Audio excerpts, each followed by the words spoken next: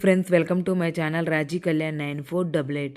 Healthy breakfast multigrain dosa ఎలా తయారు చేసుకోవాలో చూద్దాము. ముందుగా మనం ఒక కప్పు పెసలు, ఒక కప్పు బొబ్బర్లు, ఒక కప్పు శనగలు, 2 స్పూన్స్ బియ్యం తీసుకుంటే సరిపోతుంది. ఇవన్నీ ఓవర్ నైట్ నానబెట్టేసేసేయండి. 8 అవర్స్ మాత్రం కంపల్సరీ నానాలి.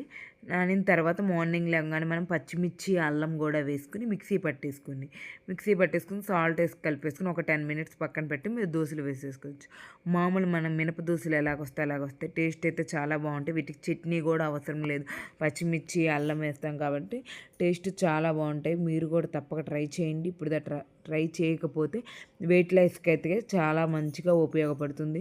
వెయిట్ లాస్ అవుతాము. హెల్దీ బ్రేక్ఫాస్ట్, దీంట్లో ప్రోటీన్ ఎక్కువ ఉంటుంది, ఫైబర్ ఎక్కువ ఉంటుంది. చాలా బాగున్నాయి దోశలు. మనం మార్నింగ్ తిన్నామంటే మధ్యాహ్నం వరకు ఆకలే వేయదు. మీరు ట్రై చేయకపోతే తప్పక ట్రై చేయండి. Please like, subscribe my channel.